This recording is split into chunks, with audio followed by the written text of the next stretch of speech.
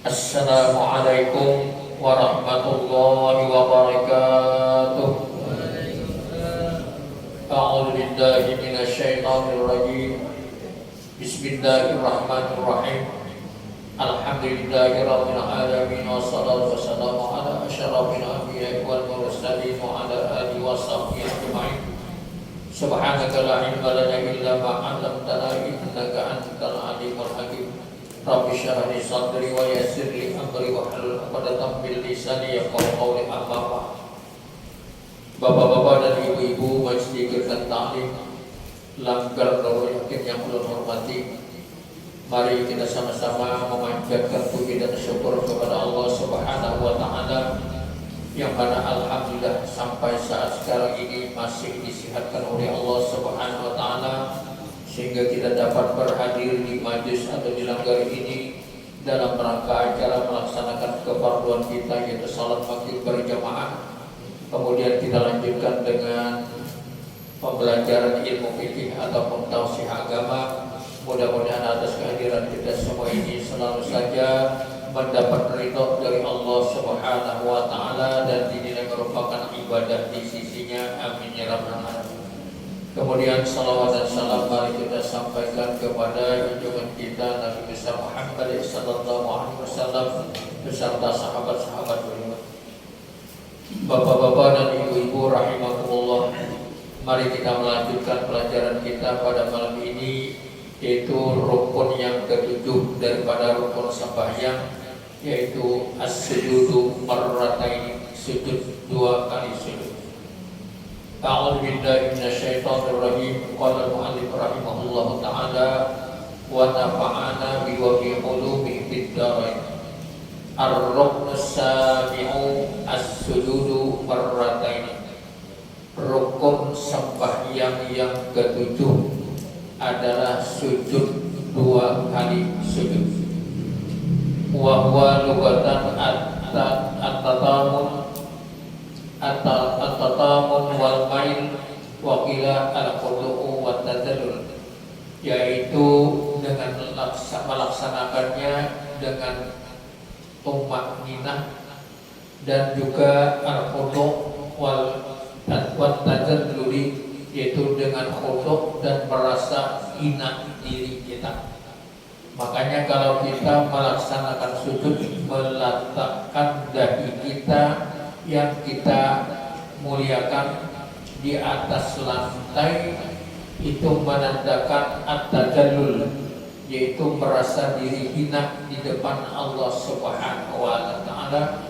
Tidak ada merasa apa-apa, semuanya adalah kita merasa hina. Wa syar'an wad'ul musalli jabhatahu ala musalla, yaitu secara syaraf meletakkan orang yang sembahyang itu meletakkan dahinya di atas tempat salatnya, ala musallahu, yaitu di atas tempat salatnya. Kemudian syurutus sujud, syarat-syarat kita melakukan sujud ada tis'ah, ada 9. Yang pertama ayyasihha ma qablahu. Kita yakin bahwasanya rukun-rukun sebelum sujud itu adalah sah, baik dari niat berdiri, kemudian rokok, i'tidal, Fatihah dan sebagainya. Rukun-rukun sebelum sujud itu kita yakin adalah sah. Yang kedua, Allah yaksida fi ghairu. Kalau kita waktu sujud betul-betul tidak merubah niat daripada sembahyang, betul-betul sujud di dalam sembahyang. Kemudian yang ketiga, ayat ma'inna fi, sujud itu kita laksanakan ada tumak ninahnya. Tidak seperti kata orang sujudnya seperti ayam mematuk atau memakan makanan, tok tok tok tok, tidak ada diamnya. Yang keempat, antakuna tumakninatu yakinan. Kita yakin bahwasanya tumakninah di dalam sujud itu betul-betul sudah bertumakninah, artinya diam. Diamnya berapa lamanya? sekedar membaca tasbih subhana rabbiyal a'la wa bihamdih, satu kali cukup tumakninah. Kemudian yang kelima, ayasjuda ala sab'ati a'dha'in. Sujud itu syaratnya harus, artinya melaksanakan 7 anggota badan. 7 anggota badan tersebut adalah yang pertama al-jabhatu, meletakkan dahi ke atas tempat sujud. Yang kedua wa butunil yadaini, 2 belah telapak tangan kanan dan kiri diletakkan di atas lantai. Warrukbataini, dan juga 2 lutut diletakkan di atas lantai. Wa butuni asafi'ir rijlaini, dan perut jari-jari kedua belah kaki itu kita letakkan di atas lantai. Walladhi yajibu juz kullin wahidin minha fala yajibu masalah kullul jabhat. Asalkan yang wajib itu yang kita letakkan, baik itu dahi ataupun bagian-bagian yang lainnya, yang wajib adalah sebagian, kalau bisa semuanya. Sebagian perut ibu jari atau semuanya, paling tidak sebagian. Kemudian yang keenam, antakuna jabhatuhu maksyufatan, maka hendaklah dahi kita itu terbuka, tidak ada yang melapis daripada dahi itu, maka hendaklah dahi itu terbuka. Walau juz'an mimma yasjudu bihi, sekalipun terbukanya itu sedikit, cukup untuk melaksanakan sujud. Yang ketujuh, alla yasjuda ala syai'in yataharraku biharakatihi katarafi imamatihi au qummihi, maka hendaklah sujud itu tidak sah sujudnya di atas sesuatu yang mana sesuatu itu bisa bergerak apabila kita bergerak. Contohnya seperti tarafi imamatihi, seperti ujung daripada sorban kita, baik sorban yang ada di atas kepala atau di pundak, karena itu dibawa berdiri dan sebagainya, bisa bergerak, maka tidak boleh kita sujud di atas ujung ataupun di sorban tersebut. Yang kedelapan, irtifa'u asafihi ala a'alihi. Yang kedelapan, mengangkat yang di bawah atas yang di atas. Maksudnya yang di atas adalah bahu, yang di bawah adalah punggung. Punggung ini lebih tinggi daripada bahu kita ketika sujud.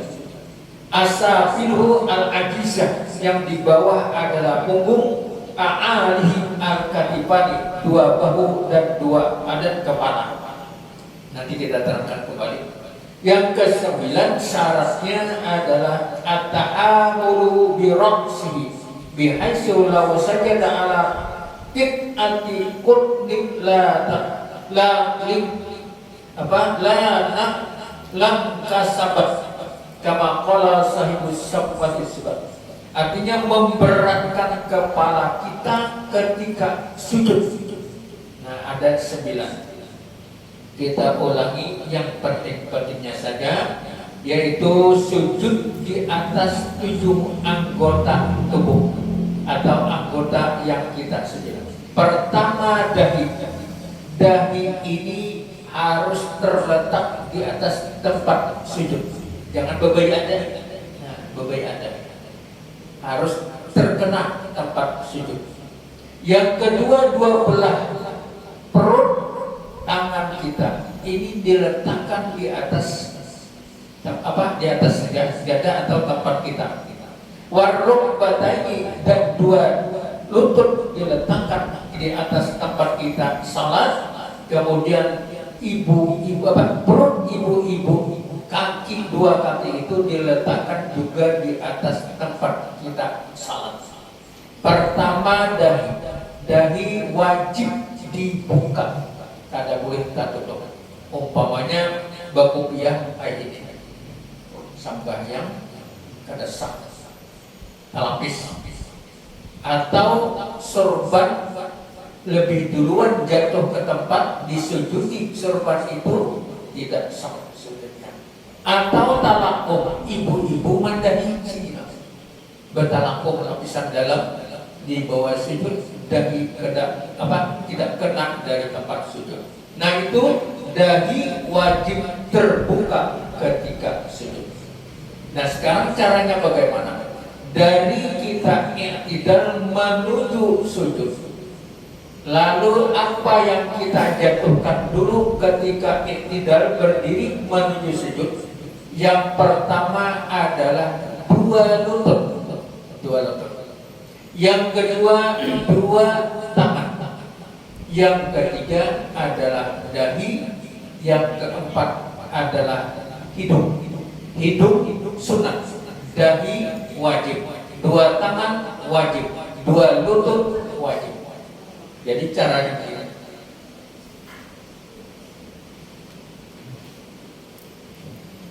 Dari berdiri, dari sami'allahu liman hamidah. Nah, jadi yang diletakkan badula apa ininya? Nah, ini dua lutut dulu, baru dua tangan, baru dahi, baru hidung. Nah, jadi ini dulu dijatuhkan, baru tangan, baru dahi, baru hidung. Jadi hidungnya sunat, disentuhkan ke sini sunat, kadang disentuhkan tidak mendapat pahala sunat, tapi tidak wajib. Nah jadi sujudnya ini jangan mendahulukan karena tangan kemudian lutut. Contohnya, Sami'allahu liman hamidah, Allah. Nah baru kau kalau ini. Nah, baru lutut. Nah, ini kalau normal jangan seperti itu. Lamun kada normal penyakit, nah kayak apa adanya, silakan. Tapi kalau normal jangan seperti itu. Di dalam hadis mengatakan jangan sujud seperti turunnya unta dari gunung. Unta dari gunung, apa bergunung masa betis berdulu, pasti tangan berdulu. Dari gunung unta turun pasti tangan berdulu, betis berdulu, tapi kamu tanya. Nah, jadi ini berdulu, jangan ini berdulu. Nah, baru ini. Dan ini sejajar dengan bahu, sejajar dengan bahu, kiri kanannya sejajar dengan bahu, jangan kayak ini, jangan dua kayak ini. Nah, kayak ini, jadi bahu di sini. Jadi ini dibuka sejajar ujung jari sejajar dengan bahu, kemudian dan jari ini menghadap kiblat. Jangan kayak ini. Nah, jangan juga kayak ini. Nah, jadi lurus menghadap kiblat, tetapi sujudnya juga jangan kayak ini. Nah, sikon ini di lantai. Diangkat sikunya, perempuan sekalipun sempit, tapi sikunya juga diangkat, jangan diletakkan di lantai. Nah itu, ini pertama anggota tubuh itu dahi harus tersentuh. Yang kedua, dua belah tangan telapaknya tersentuh. Kemudian dua lutut juga tersentuh. Yang berbahaya itu yang sering lupa perut ibu jari kaki. Setelah sujud pertama bujur Allah, lalu berlipat kaki kiri. Nah, langkah kedua kan bergerak lagi kaki kiri. Tetap langkah itu aja.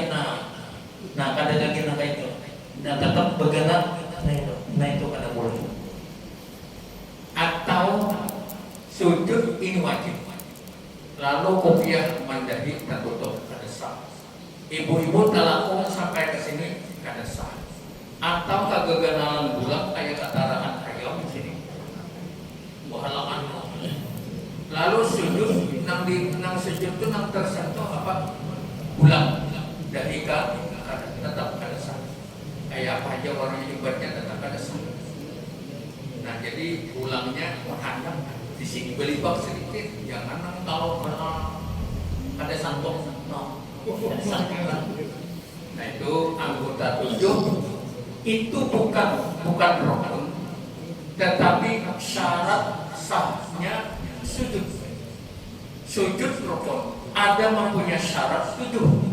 Apabila syaratnya kada sah, sujudnya kada sah. Sujudnya kada sah, sambayangnya kada sah. Sambayangnya kada sah, tanggung jawab Allah masih ada. Nah, jadi seperti itulah sujud.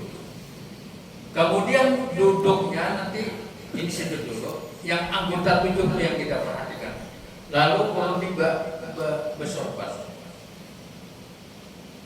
tahu sorban berisi di kepala atau sini? Allahu Akbar. Ini tak sini.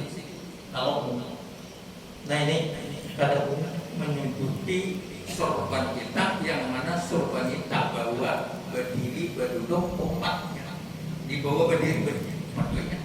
Kalau sorban bagana di sini lain pengertian, jangan salah hambar kita. Kada boleh dia guru menyujuti sorban di sini sorbannya.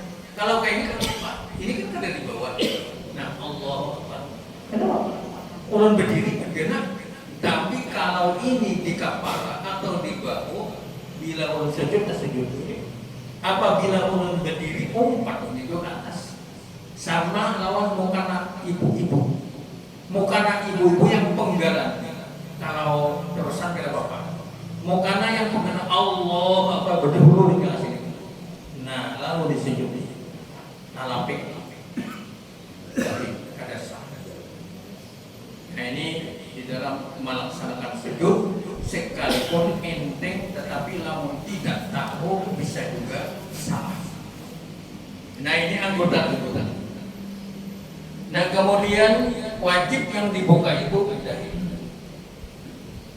Kemudian sujud tidak boleh menyujudi ini tadi sorban ataupun benda yang lain yang bisa ikut kita bergerak. Apabila kita berdiri umpatnya juga ke atas. Kemudian irtifa'u asabihi ala a'adi, mengangkat yang di bawah atas yang di atas. Nah di atas mana? Ya yang di atas ini. Nih bahu, ini kepala. Nah di bawah punggung. Yang kita berdiri ini atas punggung di bawah. Ya dia berdiri. Tapi bila sujud nang punggung lebih tinggi daripada yang di atas. Ini kan punggung. Ada mau? Kan sama pada rendah, tapi ini diangkat. Nah, mana tingginya punggung? Nah, lawan kepala lalu tinggi punggung. Ini maksudnya yang di atas diangkat. Yang di bawah diangkat lebih tinggi daripada yang di atas. Yang di atas begini, kepala, punggung lebih tinggi daripada kepala dan daripada dua bahu kiri kanan. Jangan sama. Bila sama. Nah jadi ibu-ibu yang disempitkan, kalau laki-laki direnggang. Kemudian at-tahamul biraqsin, sujud ini jangan bebehandak menggetok ke kanan ke sini. Kita bujur-bujur bagaimana cara letakkan ya. Tapi jangan juga digisam. Hirang di sini. Lamun hirang wajar kada apa-apa. Tapi lamun hirang begisang lain misalnya. Nah, jadi hirang di sini ya bisa juga orang tuh karena sering sujud bisa juga begisang. Nah, mudah-mudahan kada begisang, sering sujud. Nah, ini rukun yang ke-7 adalah sujud 2 kali. Kenapa di dalam satu rakaat nang rukun nang lainnya, rukun qauliyahnya atau fi'liyahnya sekali-sekali, tetapi sujudnya satu rakaat kenapa 2 kali? Berdiri sekali, rokok sekali, tidak sekali, sujud 2 kali. Padahal duduk juga sekali. Kenapa jadi 2 kali sujudnya? Ceritanya dulu ketika Allah menciptakan Nabi Adam, para malaikat dan iblis disuruh sujud kepada Nabi Adam. Malaikat ini tunduk dan Allah Ta'ala perintah Allah Ta'ala ini kadang-kadang memprotes lagi. Tapi iblis orangnya pintar memprotes. Kenapa sujud kepada Nabi Adam? Tuhannya Tuhan aku, Tuhan kami pada Nabi Adam dan Tuhan kami lahir ke dunia. Pintarnya pintar kami, orang yang baru lahir ya saya kira bisa. Nah kemudian pengetahuan pintar iblis, dan iblis itu orang yang taat juga kepada Allah asal mulanya. Tetapi karena kesombongannya tidak mau sujud diperintah oleh Allah Ta'ala, maka dia adalah enggan, wastakbara, dua. Pertama enggan, yang kedua sombong kepada Allah. Nah lalu setelah sujud perintah ini, malaikat sujud, iblis kada mau sujud. Setelah bangun, malaikat oh iblis kada saling sujud dan kami hanya sujud. Belum pulang sujud 2 kali sujud. Nah itu ceritanya, jadi sujud kedua 2 kali. Asalnya sujud. Ya kita itu akan minta yang kawan mana aneh. Soalnya iblis kada sujud, malaikat sujud lagi. Itu ceritanya. Artinya kenapa di dalam 1 rakaat ada 2 kali sujud, sedangkan rukun-rukun yang lainnya sekali. Itulah ceritanya. Nah ini selesai mengenai rukun yang ke-7. Kalau ada pertanyaan nanti silakan.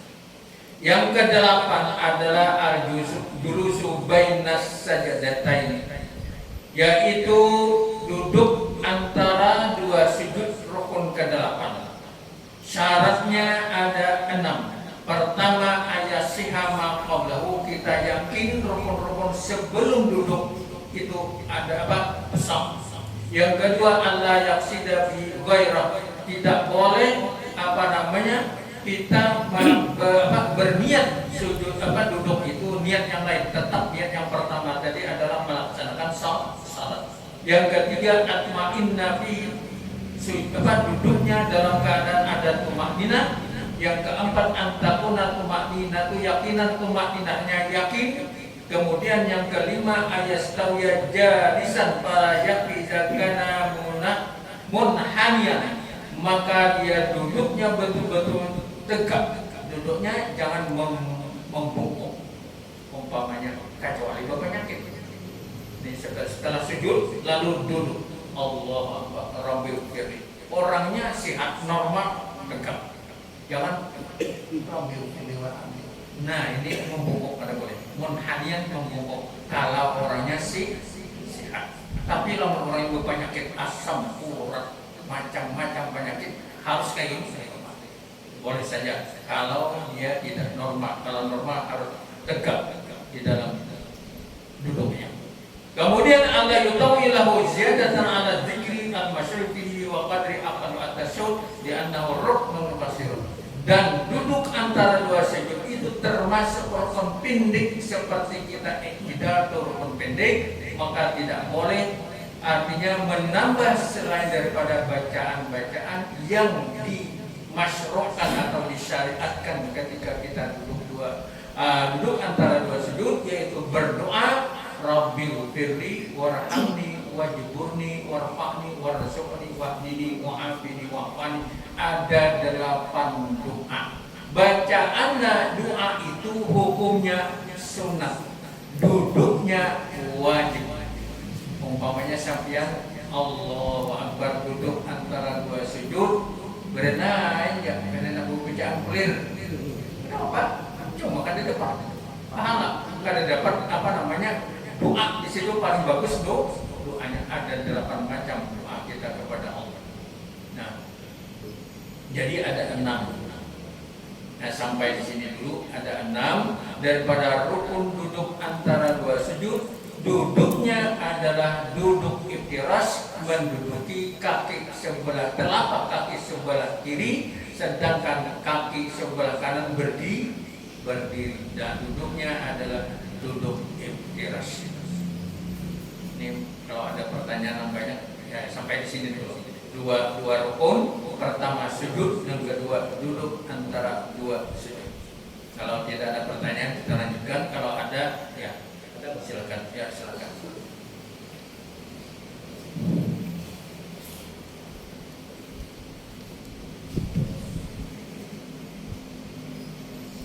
Terima kasih. Assalamualaikum warahmatullahi wabarakatuh. Waalaikumsalam warahmatullahi wabarakatuh. Mencermati apa yang disampaikan oleh Pak Ustadz pada awal haji tentang rukun yang ketujuh dalam sembahyang yakni sujud.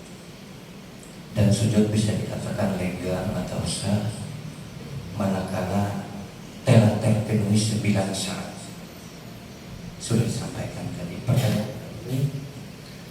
pada persyaratan ketiga dalam sujud tadi disampaikan bahwa dalam rangka sujud kita tidak boleh merubahnya dalam sujud. Itu yang pertama pertanyaan kami. Yang kedua, mencermati dalam kehidupan realitas sehari-hari bahwa ada banyak keluarga kita yang tidak pakai peci dalam rangka sembahyang.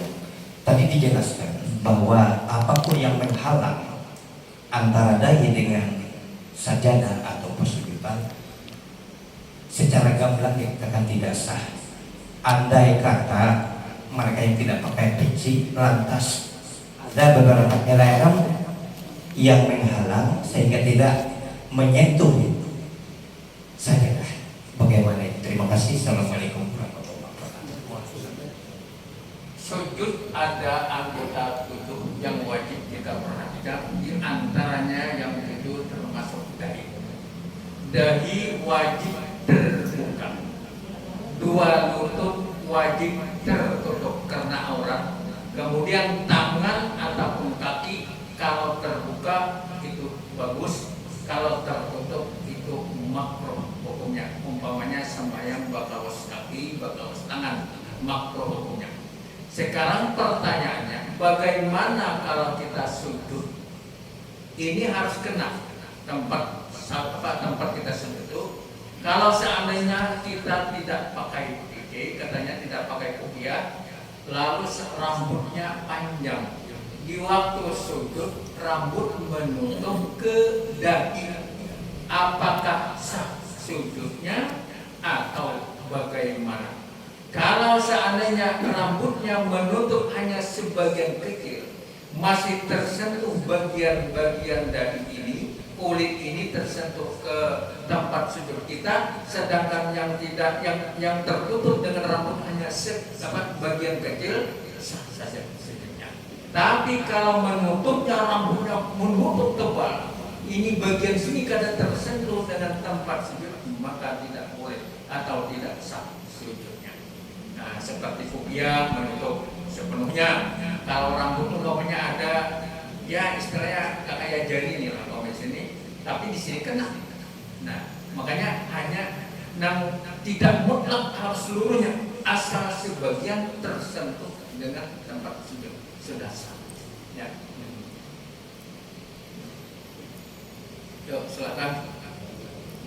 Ya, di belakang ada. Tadi Pak. Ya, sebentar dulu ya. Dalam pertanyaan saya dua. Ya, Pak. Yang pertama tadi rukun Sujud tadi di 9. Syaratnya. Lantas bagian yang ketiga, poin yang ketiga tadi ada di lupa tadi. dijelaskan bahwa Allah yang dalam rangka sujud tidak boleh merubah niat. Ya. Ini mengandung arti bagaimana ya Pak? Terima kasih. Ya. Di dalam syarat bukan rukun, syarat sahnya sujud adalah yang ketiga, Allah yang sudah gairahu. Kita sujud tidak bermaksud dengan selain daripada sujud sembahyang. Maksudnya apa? Apabila kita sujud ini, kita dihadapkan aja boleh raga menundingkan apakah bukan sembahyang. Nah, itu merubahnya. Makanya kemarin di waktu di Raudah menjelaskan, orang yang melaksanakan sembahyang ada rukun qauliyahnya, ada fi'liyahnya, ada qalbiyahnya. Itu seperti orang membawa air 1 gelas air yang penuh dibawa sejarak 50 meter. Air yang penuh itu diumpamakan adalah rukun qalbiyah, hati niat. Jadi kita selama sepanjang 50 meter usahakan rukun talbiyahnya niat kita itu dari Allah sampai assalam sembahyang, jangan sampai berjatuhan tertumpah. Nah artinya ini apa? Kada utuh niatnya. Nah sama dengan sembahyang, di waktu hendak sujud dia berniat hendak olahraga ini bisa sambilan bertungging-tungging. Nah itu jangan berubah seperti itu. Nah jadi niat yang ada di dalam hati itu jangan dirubah lagi, tetap niat untuk melaksanakan sembahyang yang ada di dalamnya sujud. Jadi tidak merubah. Nah tetap kita lihat, jangan hanya ada juga niat sambil olahraga, rokok, sujud sambil olahraga.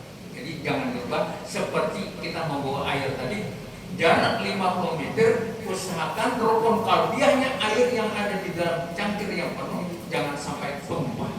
Nah itu rukun qalbiyahnya, artinya umpamanya tak tumpah pun beberapa sedikit, jangan sampai banyak tumpahnya. Nah jadi maksudnya sujud jangan berniatkan selain daripada sujud, meniatkan umpamanya anak olahraga, bertungging nih, push up, bertungging nih langsung. Jadi niatkan yang lain. Tapi jarang ini Pak terjadi, jarang terjadi. Cuma yang terjadi itu sering memutuskan niat di dalam salat. Contohnya kita sembahyang di waktu zuhur, hari hendak hujan, iwak arin bejamur, lalu hari ini hendak hujan, Allah Akbar, hukum jadi nah, jadi apa iwak arin bejamur. Lalu memutuskan niat.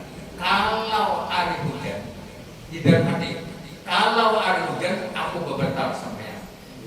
Nah, jadi 2 rakaat sembahyang, rawa hujan. Kalau usah berbentar lagi, tetap batal. Kenapa? Kalau hari hujan ternyata hujan, batal sembahyang. Memutuskan niat kalau hari hujan. Coba jangan berniat kalau ini kan rusak.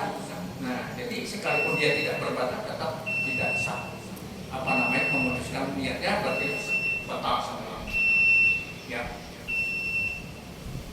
Ya, silakan.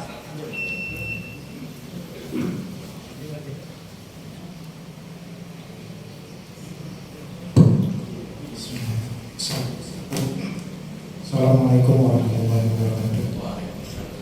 Mohon izin dulu bertanya terkait dengan apa yang disampaikan oleh guru tadi mengenai rukun sujud, Syarat syarat sujud. Nah, kemudian biasanya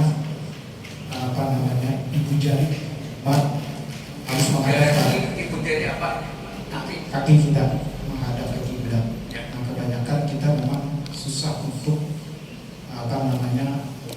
kalau misalnya kondisi ibu jari kita sakit, misalnya kena stroke biasanya Bu, ini bagaimana Bu? Nah kemudian yang kedua, memang saya pernah melihat Bu bahwa bukan hanya itu, jari itu menghadapi ada bentuk. Nah mungkin ada bagaimana Bu sehingga seluruh jari kita ini menghadapi kiblat Bu. Artinya seluruh jari dan kelingking dan seterusnya itu menghadap kiblat. Pernah melihat bahwa itu ada di antara guru-guru kita begitu. Nah, mungkin ada trik atau bagaimana upaya supaya kita bisa sempurna di wilayah kaki kita. Mungkin itu saya dulu. Terima kasih. Assalamualaikum warahmatullahi wabarakatuh. Jadi syarat sahnya sujud ibu-ibu, berarti banyak kan? Ibu-ibu jari, perut ibu-ibu jari harus terletak di atas lantai. Perut ibu-ibu jari, bukan ibu jari saja, perut jari-jari ini adalah perut jari-jari kaki terletak di atas lantai. Kalau tidak bisa kelima-limanya, cukup ibu jari, perut ibu jarinya terletak di atas lantai. Itu syarat sahnya sujud.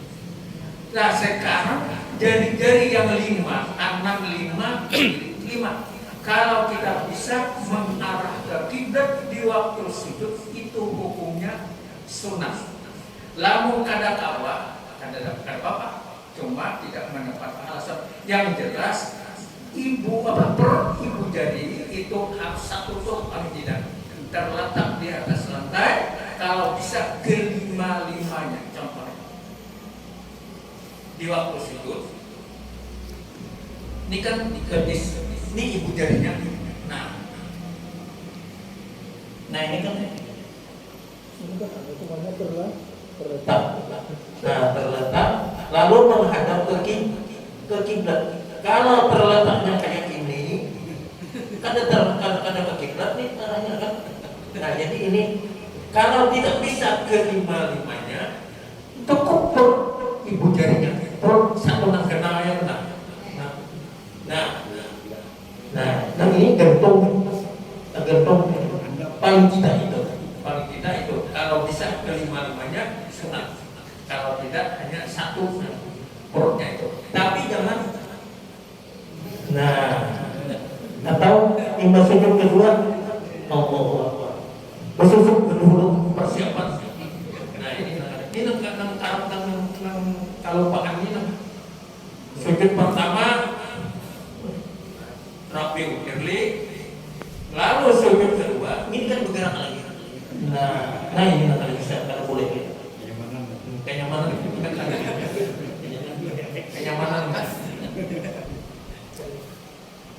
ya betul. Ada lagi? Ada silahkan.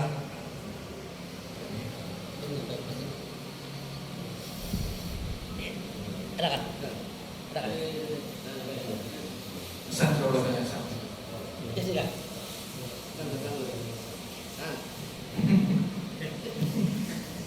Ada pertanyaan nggak Pak ya? Tadi dulu bukan pertanyaan, tapi ini menyampaikan pesan daripada Sohibul Hajat, yaitu Pak Bardiansa sekeluarga kepada jamaah sekalian. Habis sholat isya ini mohon kiranya bertahan. Jadi beliau ini ada acara haulan di Langgar ini, tentunya habis sholat isya dibaca tahlil dan langsung doa haulan juga. Karena ada acara lagi.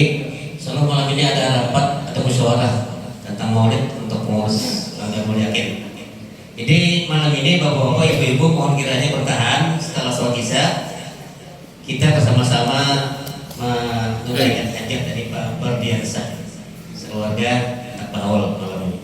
Kira itulah yang ingin saya sampaikan. Terima kasih atas perhatian. Assalamualaikum warahmatullahi wabarakatuh. Kalau pertanyaan Haji Nurdin deh, Haji Nurdin. Haji Nurdinnya kalau takut nggak tadi, nah kan, asli nggak kan?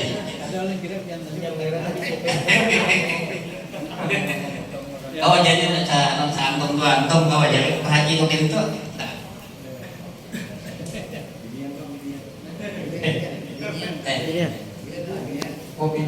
Binian nggak ada. Satu pertanyaan. Apa itu? Oh, di luar tema. Nah ini tergantung guru. Jawab kenapa? Jawabnya di luar tema ya kawan. Bisa. Ini menjadi ini lah. Di luar tema. Nah, iya. Mudah-mudahan terjawab malam ini.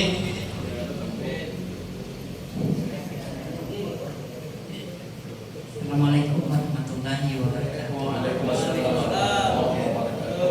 Mohon maaf Pak Ustadz, ini di luar tema, tapi penting untuk diketahui kita bersama. Begini Pak Ustadz, kalau kita ikut sholat di masjid, misalnya perempuan ikut, terus kita mau melaksanakan sholat isra setelah kita subuh, namun setelah sholat subuh kita berzikir, kita belak misalnya mau ke belakang. Nah, biasanya kalau pulang ke rumah, apakah kita bisa melaksanakan sholat isra itu di rumah? Itu pertanyaan kami Pak Ustadz. Terima kasih. Sudah Bu. Nanti kalau ada jawabannya bisa bersambung Pak. Dengar dulu. Nah, salat isyarat adalah merupakan salah satu salat sunat.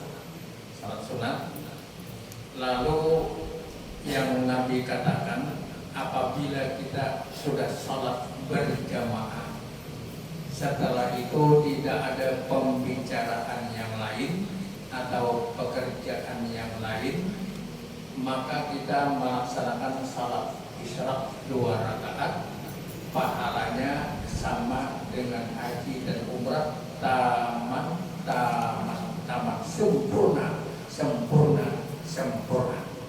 Nah, jadi melihat kata-kata atau hadis ini, bahwasanya salat isyraq itu jangan diselai dengan yang lain-lainnya. Kalau kita balik ke rumah, ya Pak, kira-kira tuh tasalah halat.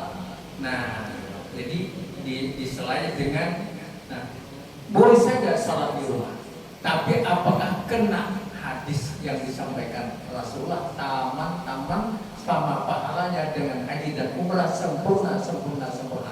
Jadi para ulama mengatakan salat isyraq itu didahului dengan salat berjamaah, yang mendapat pahala haji dan umrah yang sempurna didahului dengan salat berjamaah.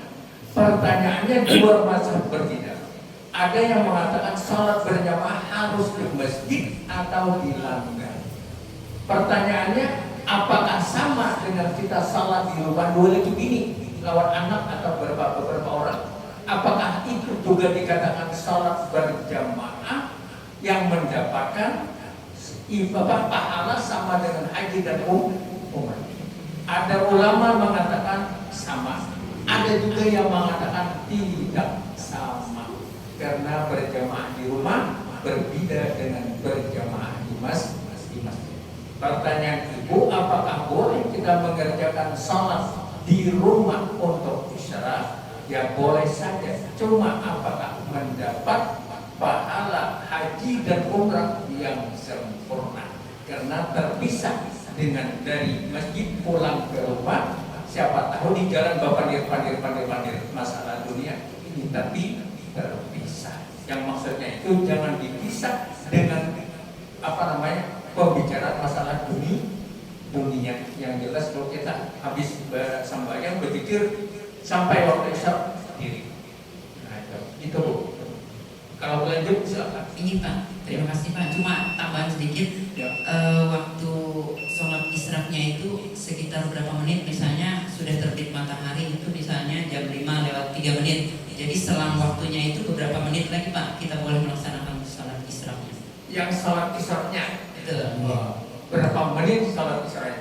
Nah, biasanya kita sholat isyraq itu kan kalau dihitung, kalau di sini ada sudah ketentuannya jam waktu sekian isyraq, ada ketentuannya. Karena perputaran matahari, rotasi dan revolusinya berbeda-beda. Nah, lalu ada ketentuannya. Tapi para ulama zaman dulu mengatakan dari sembahyang, bukan sembahyang, adzan pertama, dari adzan sampai isya ukurannya 90 menit. Tapi karena khawatir pedoman yang ada lambat sampai subuh. Jadi 90 menit dari adzan pertama. Kalau adzan bukan pertama, adzan dari adzan sampai kita isya itu ukurannya 90 menit. Tapi kita sudah ada ketentuannya. Nah, lalu dari itu berapa menit kita bisa melaksanakan isya lagi? Karena ulama ada mengatakan isya itu dikatakan bisa dikatakan duha. Berarti bersambung dengan salat duha. Masalahnya isya itu tidak lama waktunya, tidak lama. Karena namanya isya itu terbitnya sesudah terbitnya matahari. Kalau pas terbitnya matahari haram sembahyang. Pas terbit matahari haram sembahyang. Kemudian setelah terbitnya matahari ini namanya isya. Setelah isya terbitnya baru isya. Nah, disambung lagi dengan doa. Pengertiannya isya ini masih setelah terbitnya matahari disambung dengan pagi. Doa itu pagi. Nah, pagi. Nah, jadi berapa menit waktunya perlu kurang tahu Pak, minta masalah hitungan waktu ini. Ini ada ketentuannya itu kan sulit mengatakan. Cuma ada panjang waktunya antara isya dengan doa ada panjang. Karena namanya isya itu setelah terbitnya matahari setinggi mata tombak 6 hasta ukurannya. Kalau orang bahari itu kan dari bejam kayak ini Pak. Tinggi sudah matahari. Nah, mata kumbang atau enam hasta itu ukuran membari. Nah itu setelah itu Isra. Nah berapa lama kita mau sampai ke Tuhan ada dua punya waktunya sebelum ada Isra. Belum kada mau menjawab berapa menit itu ada. Ya itu Bu. Iya, terima kasih Pak. Assalamualaikum warahmatullahi wabarakatuh. Waalaikumsalam. Habis ya demikian yang dapat saya sampaikan. Mudah-mudahan ada manfaatnya kepada kita bersama. Mudah-mudahan alamin. Mari kita tutup.